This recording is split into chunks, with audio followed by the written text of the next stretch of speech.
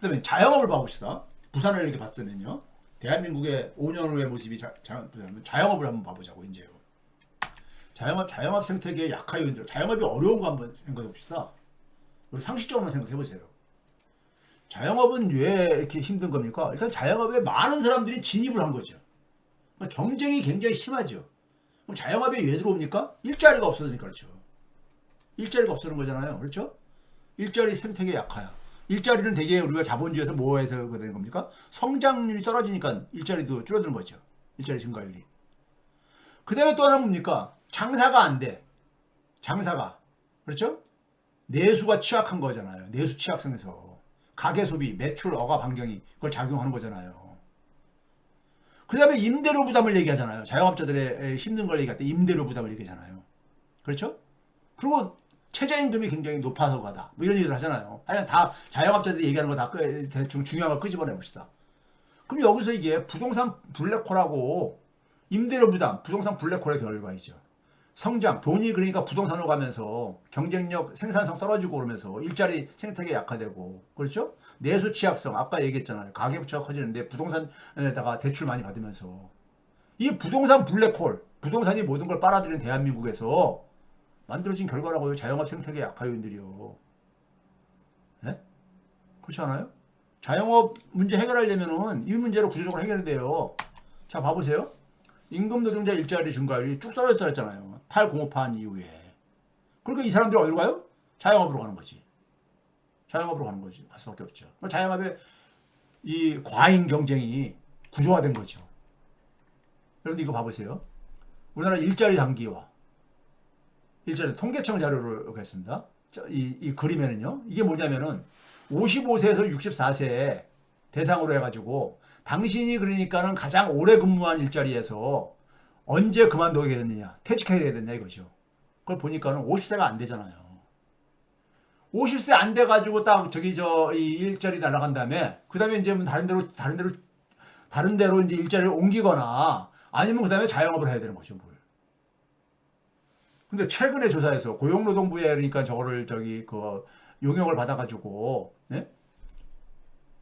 퇴직자 단체에서 조사한 거는 46세에서 75세까지 퇴직자를 더 넓혔어요. 앞에 부분에서 땡겼고 그러니까는 되게 일찍 퇴직할 사람도 많으니까는 퇴직을 해보니까 평균이 43.6세 생애 가장 오래 일하는 그러니까 가장 오래 근무한 일자리에서 퇴직을 직전을 퇴사하더라 이거예요.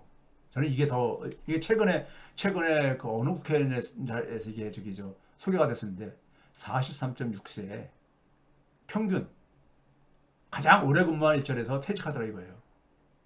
예? 그럼 이때 퇴직하면 뭐 하겠어요? 예? 그러니까 일자리 문제죠. 일자리. 그 다음에 아까 앞에서도 보여줬죠. 임금 노동자보다 자영업자 임금 노동자는 계속 그래도 꾸준히 이렇게 증가를 해가는 편인데 자영업자는 2000년 이후부터 줄어들었다고. 실질소득이. 예? 줄어들었다고. 이게 왜 그렇습니까? 경쟁이 심하니까. 자영업자의 그러니까는 이 환경이 굉장히 악화되는 거죠. 소득 격차가 그러니까는 코로나 때보다 더 하락했어요. 그 우리가 자영업자들 흔히 하는 얘기잖아. 가계 소비 비중이 왜 그렇습니까요? 장사가 안 돼. 그게 왜 그래요? GDP 대비 가계 소비 비중이 한 45%뿐이 안 된다 그랬잖아요. 90대 초만 하더라도 한 60% 됐었어. 일반 선진국가들이 되게 이래요. 미국이 한 70%고 다른 나머지 선진국가들이 한 60% 정도 돼요. 우리도 그랬었어. 근데 이게 여러분들 이거 어떻게 됩니까? 금융위기 이후에는 50% 밑에 떨어지고 2010년부터요. 지금은 45%. 가계가 그러니까 쓸 돈이 없는 거야. 가계가 그러니까 소득은 들었는데 지갑을 안 낸다 이런 얘기를 하는데 다가 웃기는 기사들이에요. 실제 소득을 비교 안 하고. 가계 소비가 그러니까 왜 이렇게 되겠습니까요? 쓸 돈이 없는 거야. 아까 가계 소비 비중이 왜 하락한다 했었어요? 가계 부채. 예? 그러니까 부채 상환하는데 다 가다 보니까 가계 부채는 왜 늘었어? 주택담보대출이라든가 없는 사람들은 또 빚내서 생계형으로 부채를 빚내고. 예? 이거 방치하는 이상에는 자영업자 문제가 이게 근본 문제가 해결됩니까?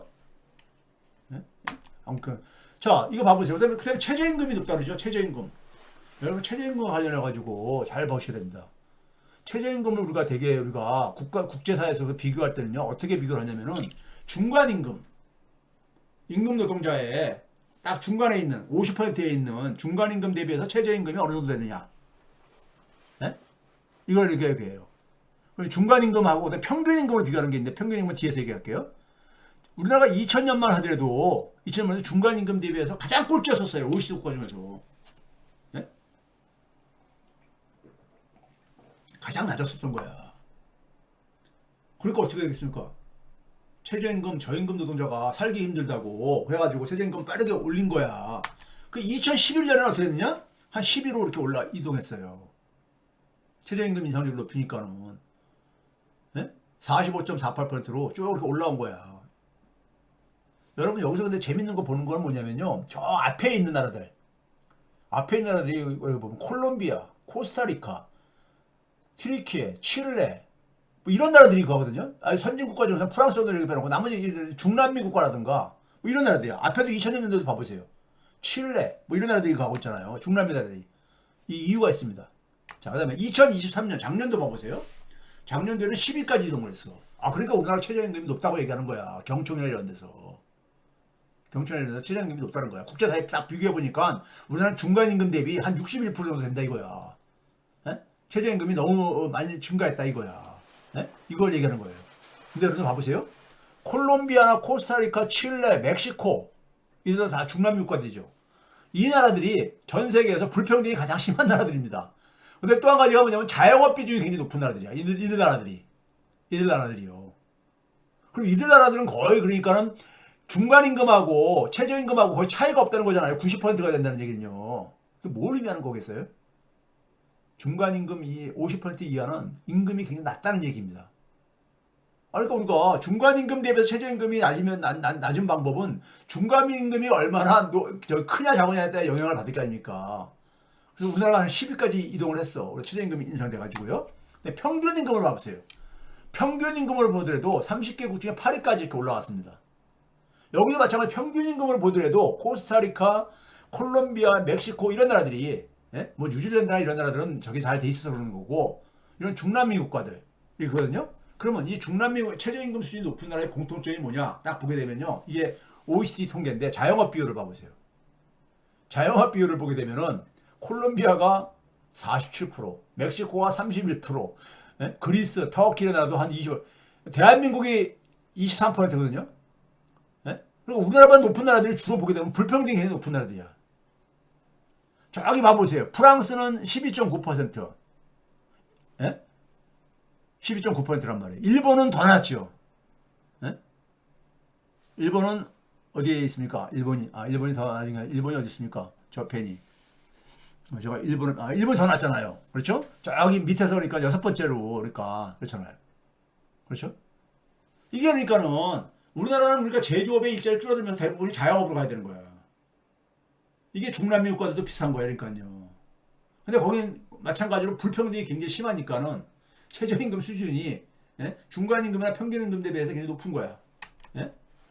자, 여러분들 이거 봐보세요. 우리나라 현실을 봐보세요. 2022년 기준으로 우리나라 임금 노동자가 고용돼서 임금 받고 있는 게 2,054만 명이거든요. 국세청 자료입니다. 그 당시 2022년도에 최저임금 기준으로 월급여가 186만 원 좀 넘었었어요. 186만 원. 근데 186만 원이면요. 어느 정도 저거냐면요. 세전으로 봤을 때 세전 월 근로소득으로 볼 때 중간 50%가 180만 원이었었거든요. 그러니까 186만 원이면은 중간 대비를 하면 굉장히 높을 수밖에 없죠.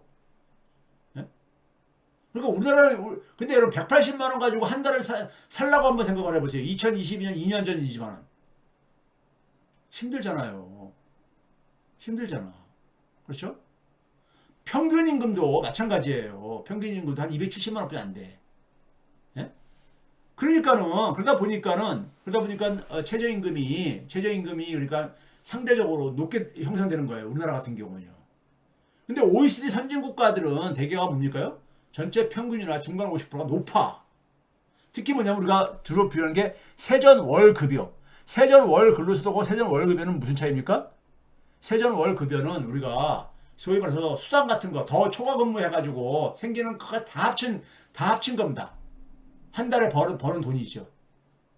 근데 그 중에서 그러니까는 그냥 그 근로시간 이 법정 근로시간만 일해가지고 버는 것은 180만 원 되는데 이게 세전 월 급여로는 그러니까 뭐 수당 이런 거 다 합쳐가지고 264만 원 된다는 얘기예요. 중간 50%가. 예?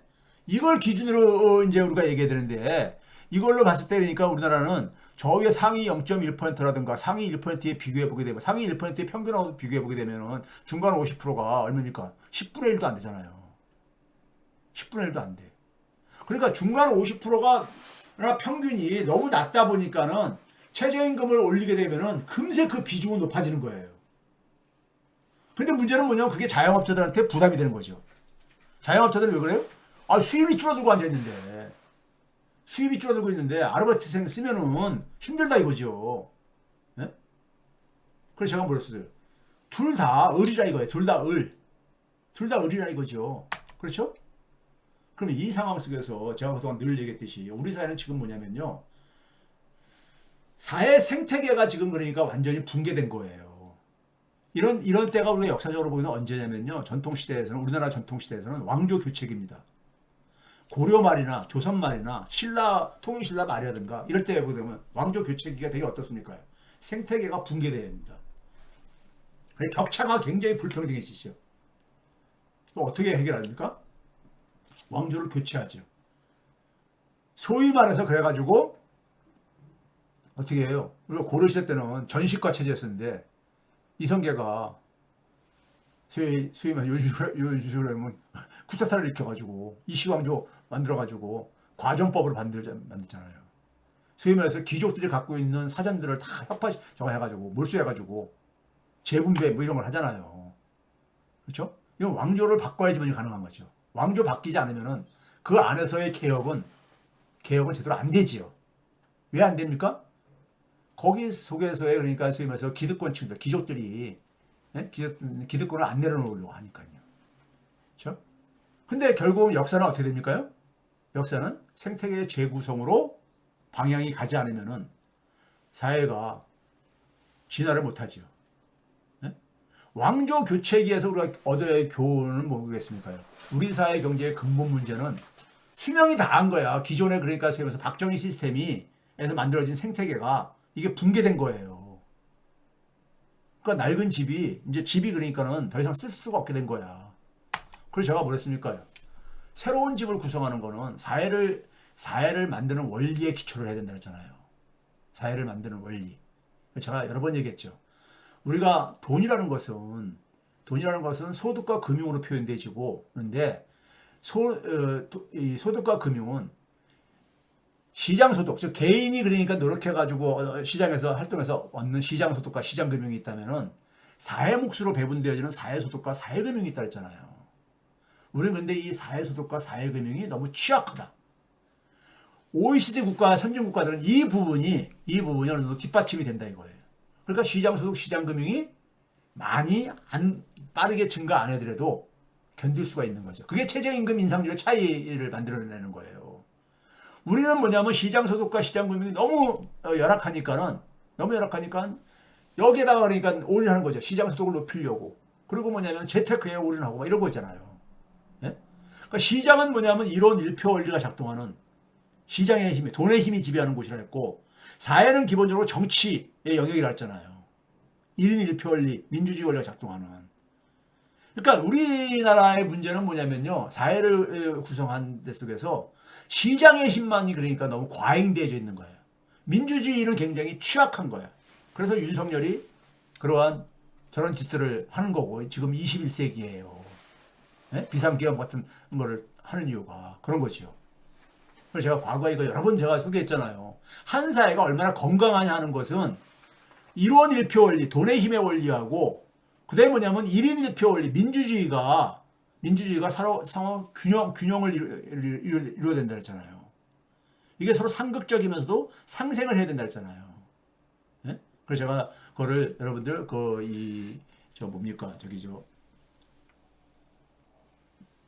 주역에 있는 택중유화라고 제가 그랬잖아요. 택중유화. 연못 가운데 있는 불이 있는 거. 그러니까 물 위에 불이 있는 거, 물에 불이 있는 거. 물과 불은 서로가 상극 관계잖아요. 근데 물과 불이 상생을 할 수 있는 거. 그건 뭐를 보겠어요? 불이 그러니까 물을 끓여주게 되게 되면 끓여주는 역할을 하는 거잖아요. 그럼 상생을 하는 거죠. 근데 우리 사회는 뭐냐면 시장, 돈의 힘이 너무 과잉돼 있는 거야. 민주주의, 제가 그래서 민주주의와 정치를 그렇게 강조하는 이유가 바로 거기에 있는 거예요. 이게 우리 사회 생태계를 붕괴시킨 거야. 그럼 새로운 집을 지을 때는 이 원리로 다시 가야 될 게 아닙니까?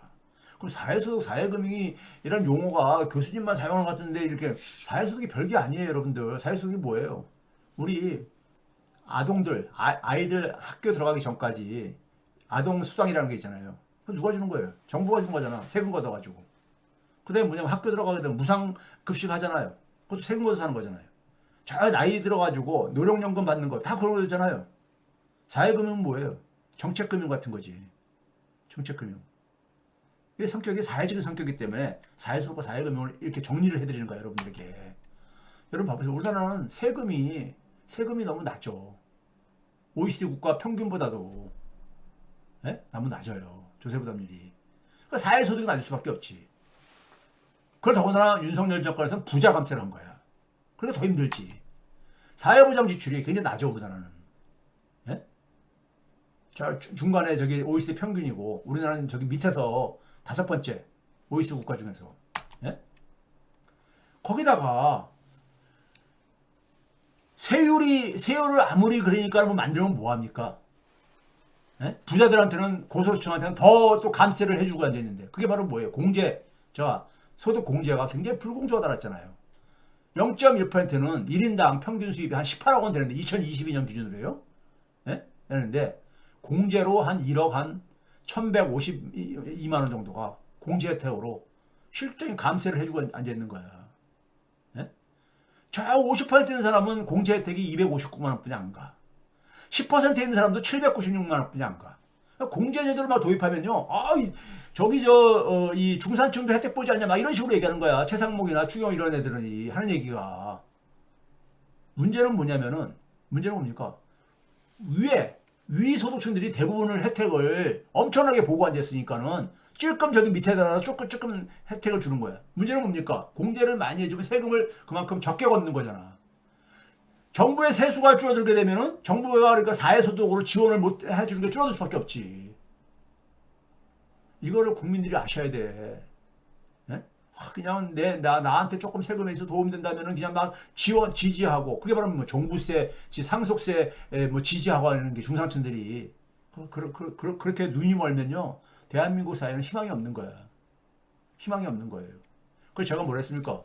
이거 공제 혜택을 다 없애자 이거예요. 공제의 가장 기본적인 건 뭐예요? 인적 공제거든요. 인적 공제. 이거 공제를 다 없애게 되면 2022년 기준으로 100조 정도 추가 수입이 생깁니다. 그 100조를 그러니까 n분의 1로 나눠주자 이거예요.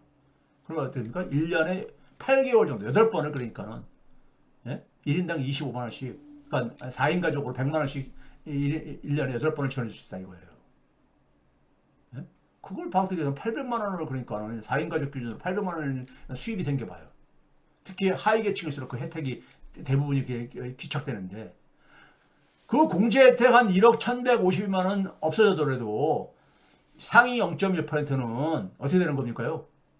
상위 0.1%는요. 한 10억 원 이상. 10억 원 이상 그러니까 수입이 있는 거야. 살만하잖아요. 우리는 격차가 너무 심하다 그랬잖아. 이 격차 문제가 아까 여러 가지 문제를 다 잉태한 걸 여러분들이 그걸 상식적으로 이해가 됐으면은 이 문제에 대해서 외면하면 안 돼요. 이재명 대표가 1인당 그러니까 뭐 100만 원 1년에 이렇게 하는데 그거 좀 안 됩니다. 부족해. 더 이렇게 할 수 있는 게 자꾸만 제도를 이렇게 해야 되는데 이 공제제 여러분 새로운 세금을 만드는 건 굉장히 거부감이 있잖아. 그래서 제가 공제를 건드리자 이거예요. 그리고 이거를 이제 그러니까 혜택을 입게 되면 그다음에 이제 추가 세금을 도입을 해도 사회소득세 같은 걸 도입해도 저항이 없지요. 이렇게 진행이 돼야 되는 거야. 공제 혜택을 없애고 그다음에 국민들이 많이 그러니까 효능감을 느끼게 되면 그다음에 추가 증세도 그러니까 고려하는 거죠. 그다음에 여러분들 금융 안 건드리면요 대책 없습니다. 금융이요. 우리 많은 힘든 사람들이 이금융권 이용하잖아요. 이금융권. 네? 그러니까 한국은행이 바로 뭘 가는 거거든요. 시장에서 그러니까 금융이 제대로 작동 안 되는 부분들, 시장 금융이 제대로 작동 안 되는 부분에 금융 지원을 해주게 돼 있어요. 이건 어느 나라나 있는 거예요. 어느 나라나 있는 겁니다. 우리나라는 그걸 금융중개 지원 대출 제도라고 해요. 네? 아주 저리로 기준금리보다 더 낮은 금리로 해주는데 한국은행 우리가 지금 그러니까 일반 국민들의 신용 보증으로 찍어낼 수 있는 화폐를 네? 왜 은행들만 그거 가지고 돈 많은 사람들만 그 혜택을 다 보냐 이거예요. 일반 국민들도 그 혜택을 봐야죠. 제가 여러 번 얘기했잖아요. 이게 그래야지만 사회금융이 강화되죠. 사회금융이. 예? 우리는 코로나 때 소상공인들한테 찔끔 지원해줬던 거를 다시 폐지했잖아요. 예? 폐지했잖아요. 올해 6월 말까지 가고 7월 달부터 폐지를 했잖아요. 이거를. 왜 그러냐? 이건 결국 누가 이런 걸 결정하는 거냐? 사람이 결정하는 건데 한국은행의 금융통화위원들을 구성을 보게 되면은 일반 서민들하고 관계가 없다 이거예요. 통화정책에 있어서 그러니까는 서민 중심으로 통화정책이 안 이루어지죠. 연준은 보게 되면은 지난 그러니까 한 1세기 동안에 엄청 변했단 말이에요. 은행 중심으로 돼 있는 거를 딱 뜯어고쳤죠. 은행가 중심으로 돼 있는 거를. 예? 그래서 중앙은행을 투입하게 되면은 자영업자가 지금 대출이 지금 1,000조가 넘잖아요. 여기 이자가 엄청나잖아요. 이자가. 예? 자영업자들한테 그러니까 예를 들어서 이 신용 지원을 다 낮은 금리로 지원해 주게 되면요. 제가 뭘 했습니까요? 예? 우리나라 임금 노동자, 최저임금 이하 노동자가 300만이 좀 넘는 걸로 이렇게 추산되는데 이들에게 그러니까는 시간당 3,200원에서 한 4,700원 이상을 그러니까 임금 인상을 해줄 수 있는 정도로 여력이 생긴다. 지금 뭐냐면 자영업자한테 이자를 그러니까 한 5조를 깎아주고 5조를 줄여주고 그 대신 뭐냐면 한 3조 정도 최저임금 인상을 수용해달라 그러면 할 게 아닙니까? 이런 방법이 있다 이거예요. 우리가 사회를 그러니까 어떻게 구성하고 운영하냐에 따라서 가능한 거예요. 우리는 근데 그게 왜 안 돼 있느냐? 사회소득과 사회금융이 제자리를 못 찾고 있으니까는 이게 생기는 겁니다. 그 다음에 이제 뭐냐면 우리가 산업체계를 어차피 우리는 재구성해야 됩니다. 그동안에 식민지형으로 되어 있는 것을 제가 이거 과거에 작년 연말에 이 산업체계를 만들기 위해서는 산업체계가 지금 뭐냐면은 우리나라는 제조업이라는 건 오프라인 중심이잖아요. 근데 지금 뭐냐면 2000년대 이후에 산업체계는 급변하고 있었잖아요. 지각 변동하고 있잖아요. 그게 바로 뭐입니까? 디지털 플랫폼, 디지털 생태계. 예? 일로 그러니까 다 변하고 있잖아요. 미국에 그러니까 소위 1조 달러 넘는 기업들 다 글로 가가지고 예? 그게 지금 인공지능까지 지금 이렇게 그 영향을 가고 있는 거잖아요. 우리나라는 개별 기업들이 이걸 못해. 그래서 제가 그랬죠. 하이퍼앱, 국민 플랫폼 이거를 다음 정권에서는 정권 차원에서 이걸 추진을 해야 된다. 정권 차원에서. 예를 들면 산업이란 새로운 산업 만드는 데 속에서 이 동아시아 같은 경우들은 정부의 역할이 굉장히 크거든요. 기업이 못하는데 기업이 못하니까는 그렇죠? 산업체계 재구성에 있어서 또 다른 필요 조건이 바로 이 디지털 생태계로 그러니까 진화시키는 겁니다. 진화시키는 거예요. 그래서 기본적으로 우리가 앞에 쭉 얘기한 게 뭡니까? 기본적으로 쭉 얘기했던 것들이 결국 우리 사회에 제가 그 문제점들 저출산이라든가 성장률 떨어지는 거라든가 생산성 떨어지는 이런 것들이 어디에 원인이 있는가를 쭉 보여줬잖아요. 이게 이해하는데 힘들지 않잖아요. 이걸 이해하셨으면 그 다음에 국민들은 거기에 대해서 목소리를 내야 되는 거야. 예? 정치인들은 그걸 실행으로 그래야지 옮기는 거고. 이거 안 되면요 대한민국 부산이 된다니까. 부산. 대한민국이 자영업자로 가는 게 아니라 것보다도 부산으로 가나. 부산시가 대한민국의 5년 후의 모습이라고 제가 얘기했잖아요. 그런 끔찍한 것을 여러분들 경험하고 싶으냐고. 자, 그래서 이 윤석열 정권의 그러니까 이 사실은 이제 그러니까 우리가 이 사망은 우리에게 새로운 집을 지을 수 있는 철호의 기회예요. 철호의 기회입니다. 아주. 예? 이 상황을 우리가 하나의 대한민국이 새롭게 도약할 수 있는, 예? 새롭게 도약할 수 있네요. 이걸 기회로 삼으면은 대한민국 또다시 한번 선진국으로 그러니까 우리가 도약을 하고 그렇게 되게 되면요 결국 국민들의 소득과 금융에 대한 국민들의 그러니까 권리를 그러니까 강화시켜 주는 것이고 그게 바로 민주주의 강화로 이어지죠. 그런 것에 대해서 효능감을 느끼게 되면은 국민들이 정치에 대한 관심을 많이 갖지요. 그렇죠? 그래서 역대 그러니까 우리 역사 속에서 존경할 만한 유명한 정치인들은 대개 뭐에다 초점을 맞추냐면요. 국민들의 그러니까는 경제력 강화, 사회 경제력의 강화를 초점을 맞춥니다. 과거 50년대 축산 조봉암이라든가 이런 사람들 보게 되면 국민들이 그러니까 그게 강화가 돼야지만이 결국 민주주의가 강화된다 이거죠. 민주주의가 강화가 돼야지만이 사회는 정상적으로 발전을 할 수 있다 이거예요. 시장과 돈의 힘이 지배하는 시장과 사람이 그러니까 결정하는 1인 1표 원리가 지배하는 민주주의가 상호 그러니까 우리가 균형적으로 균형 관계가 형성돼야지만이 그 사회는 건강하게 그러니까 진화할 수 있는 거거든요.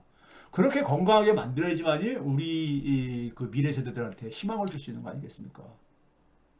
자, 오늘 제가 녹화 방송으로 준비한 거는 여기까지 하도록 하고요. 그동안에 했던 얘기가 좀 중복되는 부분도 있지만은 오늘 제가 여러분들 다시 한번 정리해 드린 이유는 자, 대한민국의 시간이 5년 후면은 부산이 될 겁니다.